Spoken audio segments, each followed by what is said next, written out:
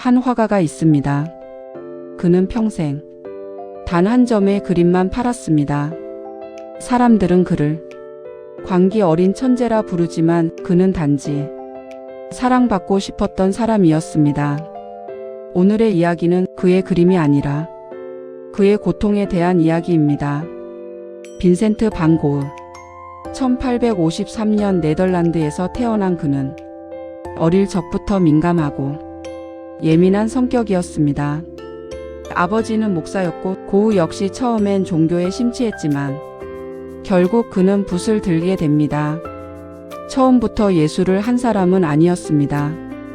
광산촌에서 전도사로 일하던 시절 고흐는 가난한 사람들의 삶을 그리며 그들의 고통에 공감하고자 했죠. 그의 그림은 화려하지 않았고 어둡고 거칠었습니다. 하지만 그는 고통 속에서만 진실한 것을 발견할 수 있다고 믿었습니다. 1886년 고흐는 파리로 향합니다. 그곳에서 인상주의 화가들과 교류하면서 화풍이 완전히 바뀌게 되죠. 밝은 색, 빠른 붓질, 강렬한 표현. 이 시기에 그는 생애 최고의 명작들을 쏟아냅니다. 하지만 고흐는 외로웠습니다. 파리에서도 그는 제대로 어울리지 못했고 그는 자신의 세계로 더 깊이 들어가게 됩니다. 그래서 그는 남프랑스의 아르리라는 조용한 도시로 떠납니다. 자연과 햇살, 정적인 삶 속에서 그는 예술가 공동체를 만들고 싶었습니다. 그리고 고갱을 초대하죠. 폴 고갱. 고흐가 가장 신뢰한 화가이자 친구였습니다. 고흐는 고갱과 함께 살면서 예술에 대해 토론하고 함께 그림을 그리고 평생의 동료가 되기를 바랐습니다. 하지만 고갱은 달랐습니다. 그는 냉철하고 현실적이었죠. 고흐와는 정반대의 성격이었습니다. 그들의 동거는 처음엔 순조로웠지만 곧 갈등이 깊어졌습니다. 고흐는 점점 불안정해졌고 자신이 버림받을까봐 두려워했습니다. 그리고 어느 날 두 사람은 크게 다투게 됩니다. 1888년 12월 23일 밤, 고갱은 결국 고흐 곁을 떠납니다. 그날 밤 고흐는 면도칼을 들고 자신의 귀를 자릅니다. 그리고 피를 흘린 채 그 귀를 신문지에 싸서 근처 매춘업소에 있던 여성에게 건넵니다. 이건 당신을 위한 선물이야. 그녀는 비명을 질렀고 고흐는 병원에 실려갑니다. 이 사건은 충격적이었습니다. 도대체 왜 귀를 잘랐을까요? 그는 단순히 정신이 나간 걸까요? 아니면 사랑받고 싶다는 외침이었을까요?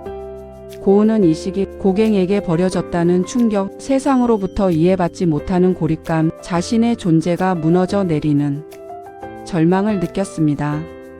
그리고 그는 그 절망을 몸으로 표현한 것이죠. 예술로도 감정이 해소되지 않던 그 순간 그는 극단적인 행동을 선택한 것입니다. 이 사건 이후 고흐는 정신병원에 입원하게 됩니다. 하지만 놀랍게도 이 시기에도 그는 붓을 놓지 않았습니다. 병원 창문 너머로 보이는 풍경을 그렸고 스스로를 모델 삼아 수많은 자화상을 그렸습니다. 그리고 바로 이 시기에 탄생한 그림이 우리가 알고 있는 별이 빛나는 밤입니다. 어둠과 빛이 동시에 존재하는 밤하늘, 소용돌이치는 별과 불안한 붓질, 그 속엔 고흐의 흔들리는 감정이 고스란히 담겨 있습니다. 그는 결코 정상적인 예술가가 아니었습니다. 하지만 그는 누구보다도 솔직한 화가였습니다. 상처 입은 마음을 숨기지 않았고 아픔을 그림으로 드러냈습니다. 그는 말했습니다. 고통 없이 그린 그림엔 진실이 없다. 그리고 그 진실은 오랜 시간이 지나서야 사람들에게 닿기 시작했습니다.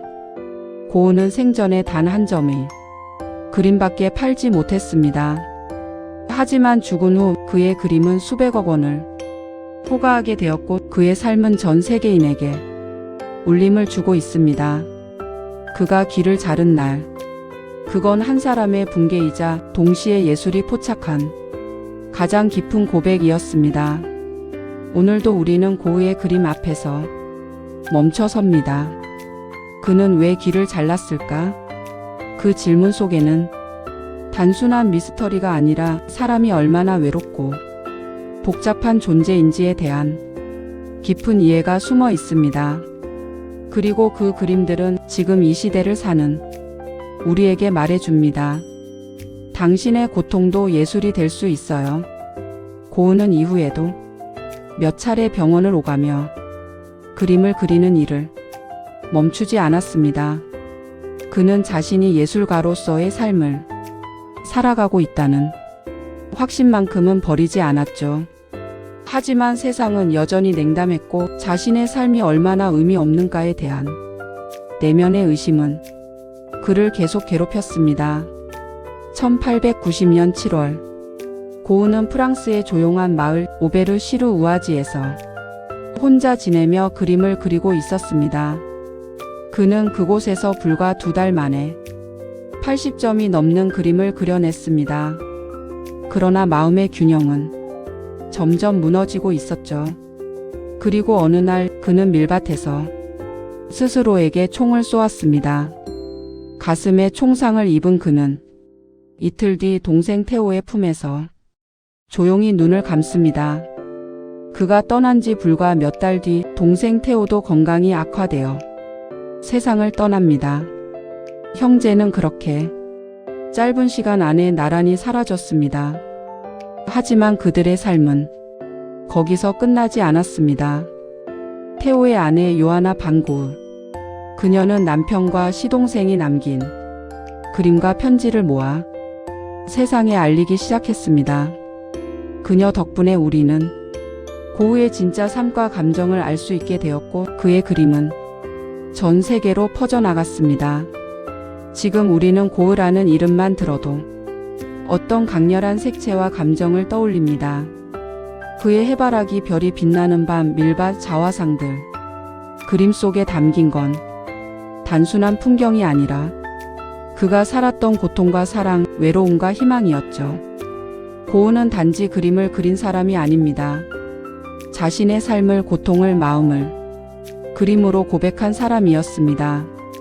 그래서 우리는 오늘도 그의 그림 앞에서 발걸음을 멈추게 됩니다.